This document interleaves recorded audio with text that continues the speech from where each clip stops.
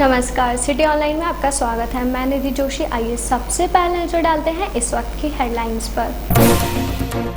नगर निगम चुनाव के लिए वार्ड आरक्षण की लॉटरी निकाली गई। जिला कलेक्टर की अगुवाई में आयोजित हुई लॉटरी। प्रदेश भर के छात्र छात्राओं ने देखा प्रधानमंत्री का भाषण। जिला कलेक्टर ने लिया विद्यालयों में व्यवस्थाओं का जायजा। और शिक्षक दिवस पर हुआ शिक्षकों का सम्मान। पंचायती राज मंत्री ने शिक्षकों को दी ईमानदारी से पढ़ाने की नसीहत।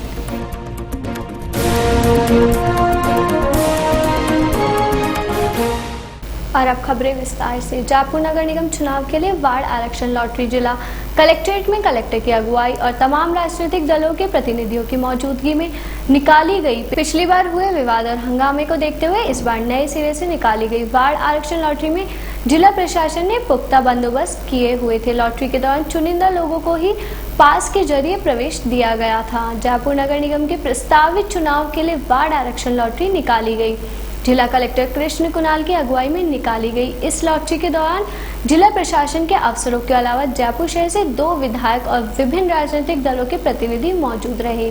दरअसल नगर निगम के वार्ड पुनर्गठन की कार्रवाई के दौरान जिला प्रशासन ने 27 आपत्तियों के साथ रिपोर्ट सरकार को भेजी थी। इसके बाद सरकार से मिले दिशा निर्देशों के आधार पर नए सिरे से लॉटरी निकाली गई है।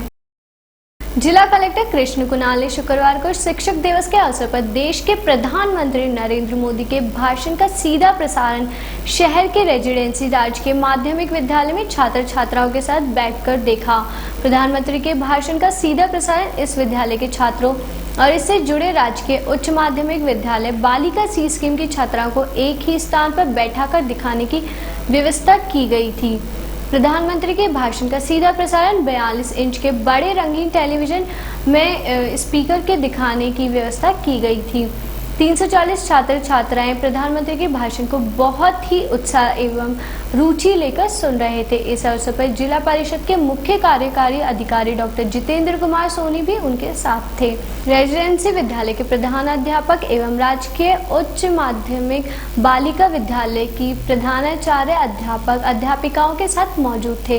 प्रधानमंत्री के भाषण का सीधा प्रसारण समाप्ति के पश्चात जिला कलेक्टर ने छात्र छात्राओं को आह्वान किया कि वे देश के प्रधानमंत्री नरेंद्र मोदी के भाषण से प्रेरणा लेकर देश की तरक्की में अपनी सकारात्मक भूमिका निभाएं। राजकीय उच्च माध्यमिक विद्यालय सी स्कीम की छात्राओं के साथ जिला कलेक्टर ने फोटो खिंचवाकर उनका उत्साहवर्धन भी किया। काफी प्रेरणादायक था और बड़ा अच्छा अनुभूति हुआ। जो बेसिक बातें हैं जैसे डिजिटल इंडिया की बात की उन्होंने, स्किल डेवलपमेंट की बात की उन्होंने, स्वच्छता की बात की, जो चीज़ें हैं जो छोटी छोटी हैं, जो कि आप देखिए घर में सबसे ज़्यादा डोमिनेशन बच्चों का होता है, बच्चों की माँ पर, माँ का हस्बैंड पर, पूरा घर कंट्रोल वैसे होता है। तो इन्होंने उस पहलू को छुआ है जहाँ इन चीज़ों में व्यवस्था सुधर सकती है। अब बिजली बचाने की बात है, पंखे बंद करने की बात है, यहाँ से कितनी बड़ी विकास की बात हो गई। स्किल डेवलपमेंट, आप एमए पास हो उससे मतलब नहीं है, एमए पास हो लेकिन जानते क्या हो, कर क्या सकते हो, वो इम्पोर्टेंट है। तो स्वच्छता की बात की, टॉयलेट्स वगैरह की बात की, डिजिटल इंडिया की बात की। तो मेरा कहना है कि ये एक माध्यम था। टीचर्स डे का आज हमारा शुभ दिन है, उसके आलोक में उन्होंने बच्चों से बात की। ये केवल न केवल स्टूडेंट्स के लिए, इसके माध्यम से टीचर्स और कंट्रीमैन को वो बात कर रहे थे। And I felt very good कि हमारे टीचर्स स्टूडेंट्स आज इस दिन पर भी सभी बच्चों को यहाँ लेकर आए हैं, उनको प्रोत्साहित किया है सबको। ये आपका कहना है, मेरा कहना है, ये कंपल्सन तो किया ही नहीं गया था, बट जहाँ भी हुआ ये देखिए एक मैसेज घर पर जाने के लिए। और ये मैं आपको बताऊं, कल भी मैं कह रहा था, मैं जब दार्जिलिंग में पढ़ता था, Rajiv Gandhi ji as prime minister of India आए थे और आज तक मुझे उनका चेहरा, ड्रेस सब याद है। जो भाषण उन्होंने 5 मिनट दिया था वो याद था, फक्र करता हूँ उस बात पर। तो उसी के इतने बच्चे, गवर्नमेंट स्कूल्स के बच्चे खासकर, आप देखें आज बात भी कर रहे थे, 80% गवर्नमेंट स्कूल्स के बच्चे हैं। ये हमारे लिए फक्र की बात है और ये याद रखेंगे कि प्राइम मिनिस्टर ने उनको संबोधित किया। अच्छा लगा, बहुत अच्छी व्यवस्था थी। Thank you. आज के दौर में सरकारी स्कूलें तो हो गई फेल और निजी स्कूलें हो गई है फैक्ट्री या कंपनी। इस कंपनी का प्रोडक्ट बन चुकी है ब्रांड के नाम से बेची जाने वाली शिक्षा और इस ब्रांड के विशेष कस्टमर बन चुके हैं क्लास के बच्चे व अभिभावक। विज्ञापन की इस चकाचौंध दुनिया में जो इस ब्रांड को खरीद लेता है वह श्रेष्ठ बन जाता है और जो नहीं खरीद पाता वह पिछड़ जाता है। ये कहना है पंचायती राज मंत्री गुलाबचंद कटारिया का।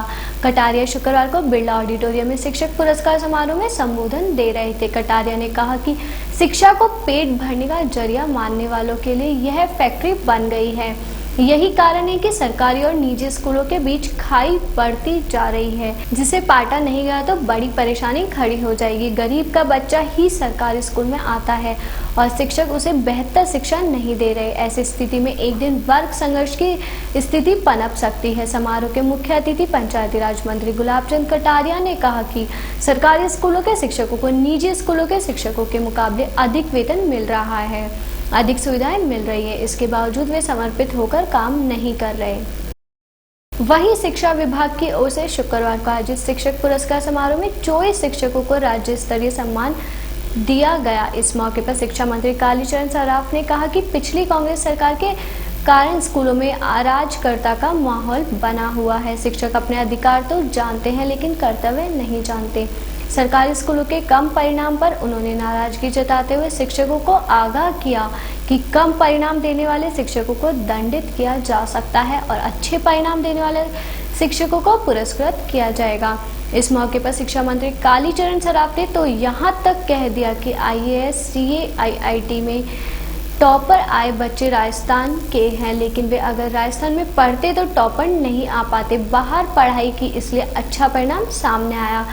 यहाँ पिछले 5 वर्ष से शिक्षण व्यवस्था में अराजकता का माहौल है, जिसे सुधारना होगा। समारोह में विभाग के अतिरिक्त मुख्य सचिव श्याम S अग्रवाल ने तो संबोधन में यहाँ तक कह दिया कि विभाग के आला पदाधिकारी मंत्रियों के भाषण एक कान से सुनते हैं और दूसरे कान से निकाल देते हैं। उन पर मंत्रियों के दिशा निर्देशों व धमकियों का कोई असर नहीं होता। इस मौके पर प्रमुख सचिव PK गोयल, सचिव नरेश पाल गंगवार, निदेशक ओंकार सिंह, SSA आयुक्त हनुमान सिंह भाटी, राजस्थान बोर्ड के प्रशासक RK मीना सहित अन्य अधिकारी मौजूद थे।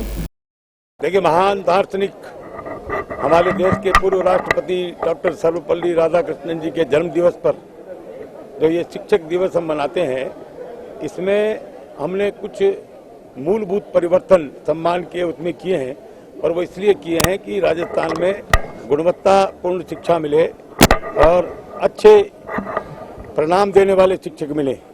तो ये हो सकता है कि पहले साल उसमें कुछ शिक्षकों की संख्या में कमी आई हो, पर जो मापदंड हमने बनाए हैं उससे हमारे प्रदेश के शिक्षा का स्तर सुधरेगा, शैक्षणिक वातावरण बनेगा और जो वास्तव में इसके अधिकारी हैं शिक्षक, उनको ही पुरस्कार प्राप्त होगा, वही सम्मानित होंगे। आज की ये वास्तविकता है कि पिछले 5 साल में जिस प्रकार के शैक्षणिक अराजकता का वातावरण पूरे प्रदेश में निर्मित हुआ, उसका ये परिणाम है कि आज शिक्षा की दुर्दशा हो रही है।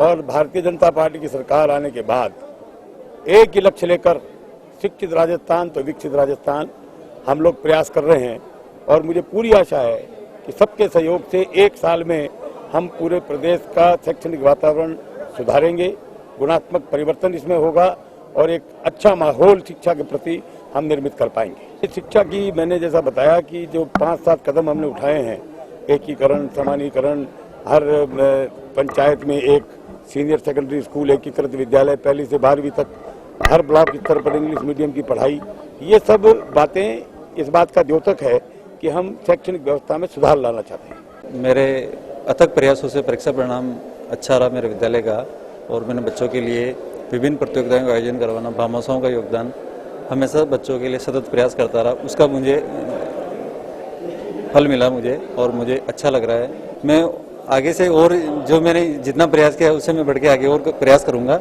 जिससे बच्चों को अधिक से अधिक लाभ प्राप्त हो और वो अपने जीवन में उत्तरोत्तर वृद्धि करे बच्चों के लिए। मेरा रिजल्ट 100% चल रहा है। बच्चों से बिल्कुल जुड़ कर के रहती हूँ हमेशा और इसी वजह से बच्चों ने मुझे बदले में वापस इतने अच्छे परिणाम दिए हैं कि मुझे आज ये सम्मान पा करके बड़ा मैं इतना प्राइड फील कर रही हूँ कि मैं शब्दों में इसको अभिव्यक्त नहीं कर सकती। और भविष्य में मैं और दुगने जोश के साथ बच्चों के लिए हर तरह से उनकी सहायता करके उनको और किसी अच्छे देश के भविष्य में अच्छे नागरिक बन सके वो देश के, इस तरह से मैं उनको तैयार करना चाहूँगी। और यहाँ के सभी अरेंजमेंट्स के लिए और इन सब के लिए मैं हमारे शिक्षा विभाग के अधिकारियों और आयोजकों को बड़ा धन्यवाद देना चाहती हूँ एंड थैंक यू। वक्त हो चला एक छोटे से ब्रेक का, जल्द हाजिर होते हैं।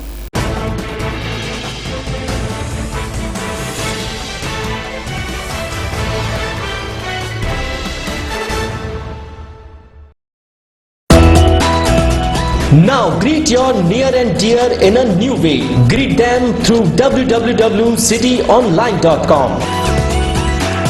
Whether it is birthday, anniversary, winning or any other occasion, share it with all. Share it with City Online. Best greet will get a gift hamper from City Online.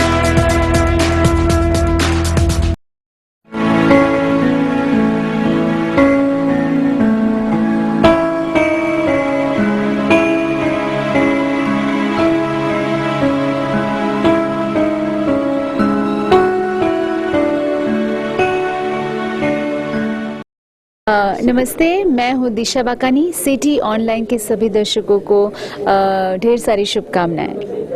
City online channel के दर्शकों को मेरी तरफ से बहुत बहुत बधाई हैं और आप इस चैनल को देखते रहें और हमें भी देखते रहें उस पर।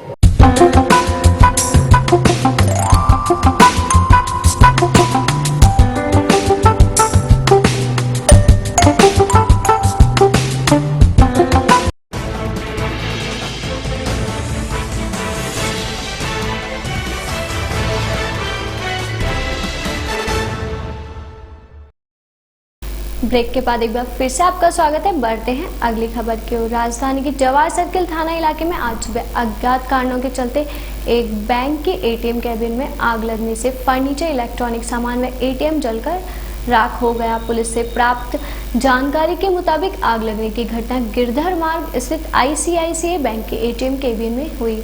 पुलिस ने बताया कि आज तड़के करीब 3 बजे केबिन से धुआं व आग की लपटें उठती देख पड़ोसियों ने पुलिस को सूचना दी। सूचना मिलते ही पुलिस व दमकलें मौके पर पहुंची और करीब 1 घंटे की मशक्कत के बाद आग पर काबू पा लिया। आग लगने से फर्नीचर व बैंक के बाहर लगे एटीएम का कुछ हिस्सा जल गया। पुलिस ने बताया है कि आग से एटीएम में रखी हुई राशि को कोई नुकसान नहीं हुआ है। समय रहते हुए आग पर काबू पा लिया गया, नहीं तो कोई बड़ा हादसा हो सकता था।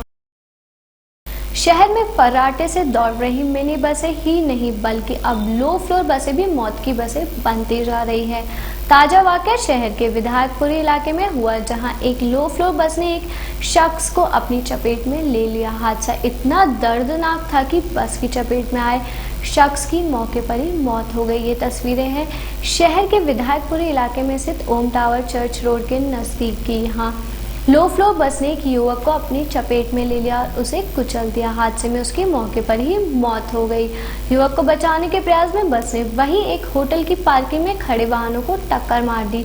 सूचना मिलने पर मौके पर पहुंची पुलिस और शव को एसएमएस हॉस्पिटल पहुंचाया गया। घटनास्थल से बस चालक फरार हो गया। पुलिस ने बस को जब्त कर फरार बस ड्राइवर की तलाश शुरू कर दी है। वहीं पुलिस मृतक की शिनाख्त भी कर रही है।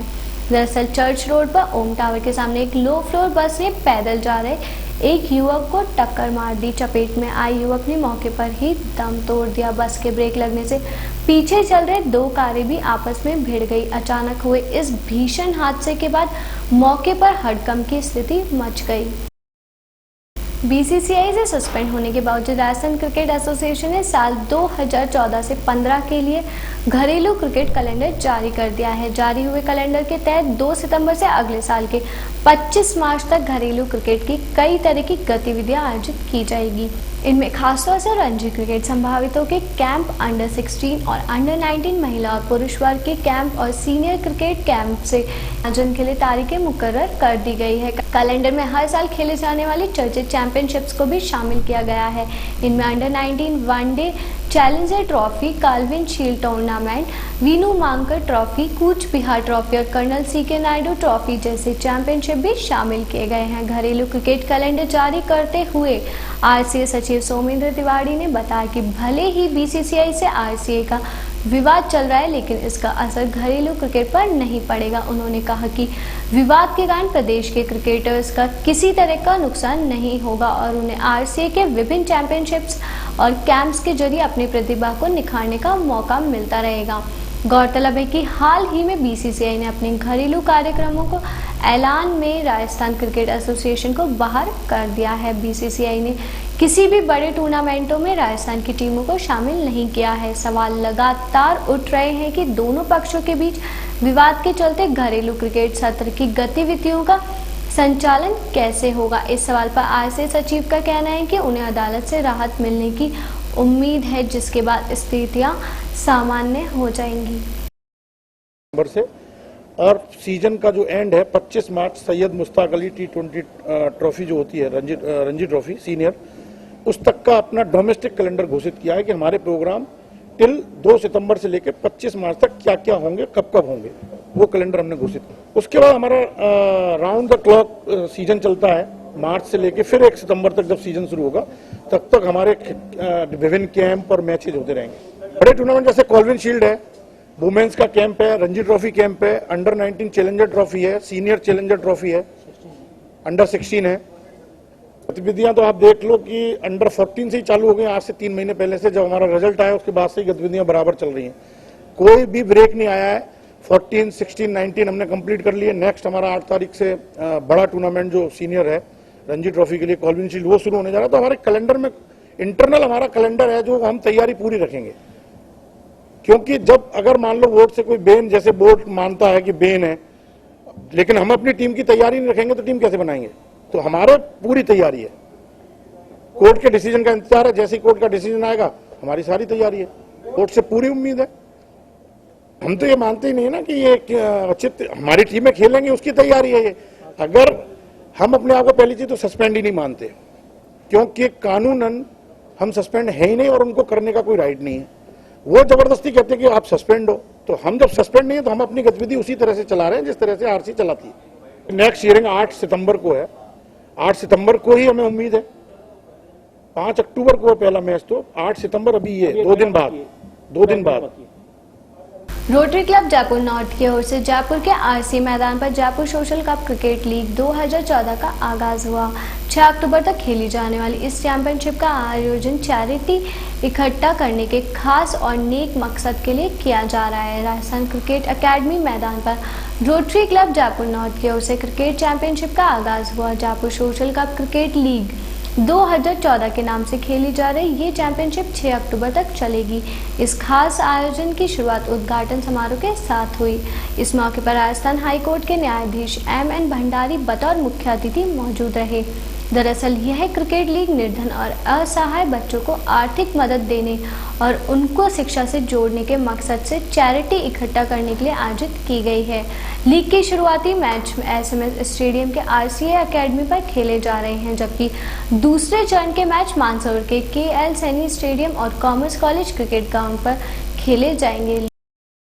सवाई मानसिंह स्टेडियम आयोजित सीनियर नेशनल ताइक्वांडो चैंपियनशिप का समापन हुआ। समापन समारोह में भाजपा प्रदेशाध्यक्ष अशोक परनामी और पुलिस महानिदेशक ओमेंद्र भारद्वाज ने विजेताओं को पुरस्कृत किया। इस दौरान राजस्थान को सक्रिय भागीदारी का अवार्ड मिला तो केरल के टीम को श्रेष्ठ सद्भावना का पुरस्कार दिया गया। 5 दिन चली इस प्रतियोगिता में राजस्थान को महज 2 स्वर्ण पदक मिले।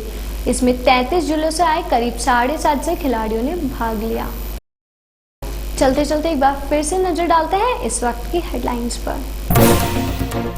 नगर निगम चुनाव के लिए वार्ड आरक्षण की लॉटरी निकाली गई। जिला कलेक्टर की अगुवाई में आयोजित हुई लॉटरी।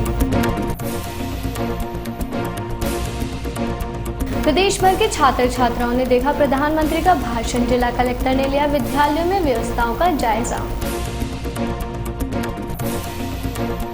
और शिक्षक दिवस पर हुआ शिक्षकों का सम्मान। पंचायती राज मंत्री ने शिक्षकों को दी ईमानदारी से पढ़ाने की नसीहत।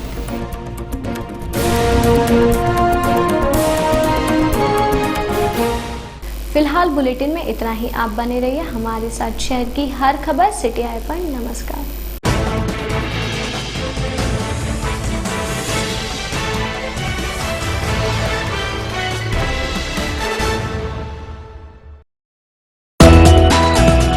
Now greet your near and dear in a new way.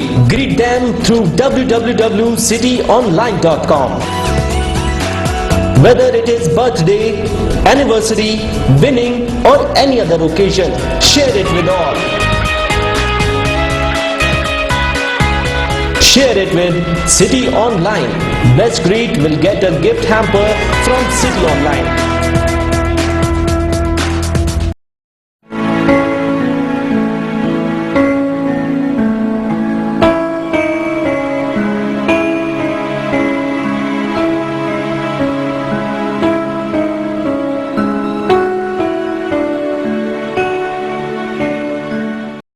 नमस्ते, मैं हूँ दिशा बाकानी। सिटी ऑनलाइन के सभी दर्शकों को ढेर सारी शुभकामनाएं।